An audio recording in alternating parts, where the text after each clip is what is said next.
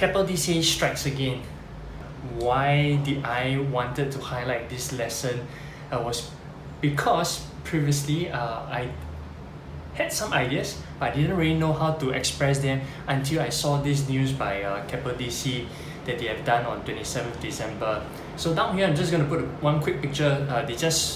Quick summary, they went to London to buy another data center, and that sparked off and cemented everything.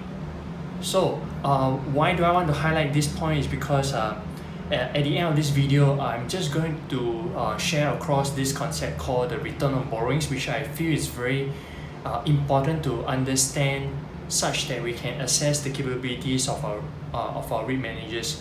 As at the point of time of recording, I'm a shareholder of Suntec REIT, CICT and Keppel DC. As it was over Christmas and also Boxing Day, 25th and 26th December, so I looked at my whole portfolio and wanted to understand a little bit more about the differences between these two types of REITs. Of course, fundamentally they are different, right? They operate differently, but there's one key thing that needs to be homogeneous, which is the capabilities of the REIT manager. So as we know that REITs always leverage on debt to power up their business model. So that led me to move away.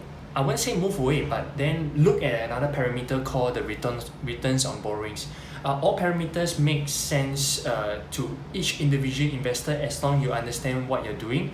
So why did I focus on returns on borrowing is because I want to understand how efficient can my REIT manager across these three different REITs generate returns for me as a REITs investor. Because fundamentally REITs is still a business, so we need to take it like a business owner and understand how my business is performing.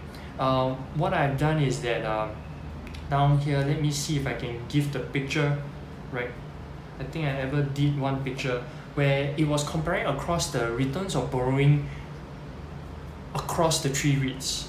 Okay, when I did it across the three REITs, right, I was like, whoa, it was kind of interesting. Why?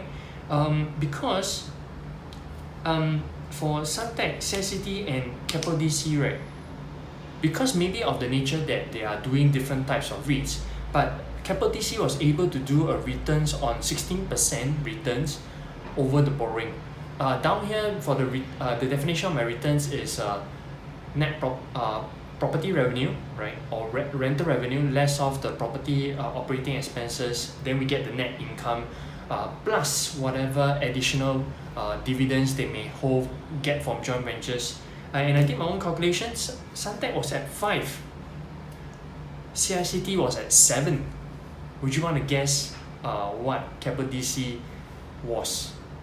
It was almost two times more than Suntec and CICT. So that really blew my mind away. It's like, hey, is there something special about the business model of Keppel DC? Because if I'm looking at looking at the business point of view, if I put in 1 million worth of debt, should I be using it to power up a 16% return business model, or should I use it to power up a 7% or 5% business model? That really is the point that I wanted to bring across in this video, that hey, if you have time, because it's almost the end of 2021, we're approaching 2022, right? That was the learning lesson that I wanted to share across, and maybe you also can take some time to review your entire REIT portfolio. Though I do know that some investors would say that REITs are kind of easy to invest, right? Just look at dividend yield. But I'm just taking my step back. It's like learning how to better appreciate the various REITs that are in my portfolio. If you have a friend who wants to build a REIT portfolio or wants to review the REIT portfolio, please share this video with them. If for yourself who has watched the video until this point, comment in the comments below one takeaway that you learned from this video, and I'll be reading them. If you have any questions, you can leave them in the comments below and I'll be addressing them. And lastly, yeah, you can, if you find my content is worthwhile, credible, you can hit the subscribe button and turn on the bell notifications whenever I upload new videos about REITs. So this is Milan signing off for 2021. I'm not sure if there's gonna be another video for 2021, but nevertheless for 2022, may your REIT portfolio prosper.